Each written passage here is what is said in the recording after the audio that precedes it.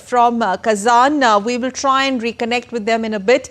But before I turn to my guests, because we got those some live breaking inputs from Kazan. Before that, let's also revisit some of the important moments of the day one. That's yesterday, where Russian President Vladimir Putin welcomed Prime Minister Narendra Modi at the dinner hosted for BRICS leaders in Kazan in Russia. India's Prime Minister Narendra Modi, along with other BRICS leaders, witnessed a musical performance as well.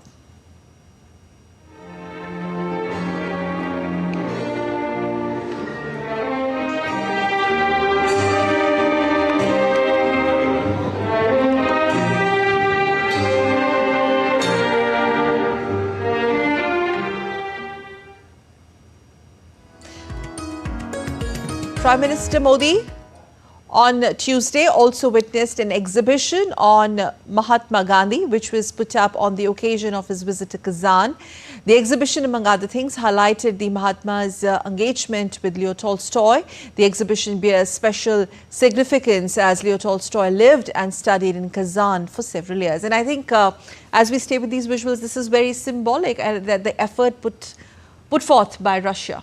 Well, it's a BRICS summit. You're looking at more than 12 dozen world leaders, but a special sort of setup for India and the hospitality part of it. So that is also while you are having Mahatma Gandhi's in the exhibitions, that gives gives a message is message of non-violence, that ahimsa paramo dharma, and India believes in Vasudhaiva Kutumbakam. So these are the messages that India wants to give to the world community. Very interesting point. What while I was listening to reporters, right? I was listening all these points. You know what BRICS is? BRICS is basically it doesn't conflict with the Washington consensus, but BRICS wants to set its own agenda, its own rules, regulations for the world, its own currency, and they wants to transactions and terms and everything with these countries, and wants to in fact de-dollarize themselves, culturally de-Americanized, de-McDonaldized, and economically de-dollarizations are the agenda. But very interesting point, you will see the BRICS, what it is not a regional organization, it is a organizations from the different regions, from Africa, from Asia, from Europe, that they are coming. But very interesting, and it is different from G7. G7 is a West organization. G20 is basically the platform for the North and the South. They are coming together, all that. But BRICS is basically that you can say that non-Western institution organizations, and they are coming together and they are building confidence among them. And there, you know, very interesting point, this summit is happening in Russia. Russia is in conflict in Ukraine, and the West is mobilizing, NATO is mobilizing against Russian action in Ukraine. And there, while Modi and Xi Jinping is coming together, I think there is something positive will come in a sense of peace and stability of the Asian region, that they are looking forward.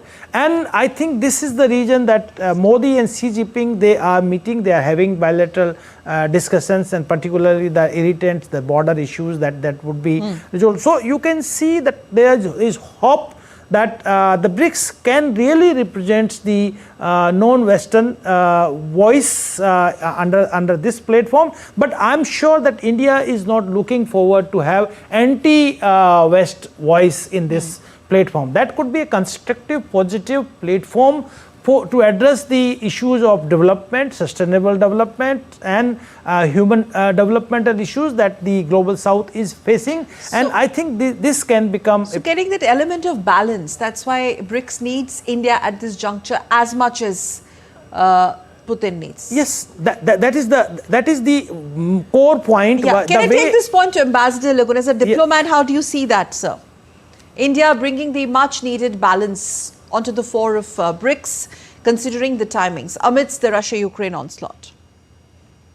India has played out its mind and has not only spoken in words, also in action. For example, in the conflict going on in Israel, Hamas, and Lebanon, in the UN resolution where it was moved by the Arab world that the Israel vacate the Palestinian territories.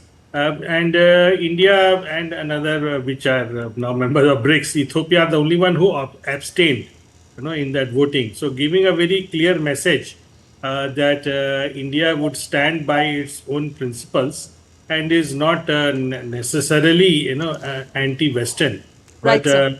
and will play a balancing role so that I am sure after that voting, the West also has more confidence in India when they are attending this BRICS summit. And as the reporter said, that the journalists from the Western side are much more present in Kazan than the BRICS journalists, from yes. the BRICS. So they are watching very closely, and already because of these recent past actions, India is already seen. And I was reading some of the press reviews in US journalism. Yes, sir.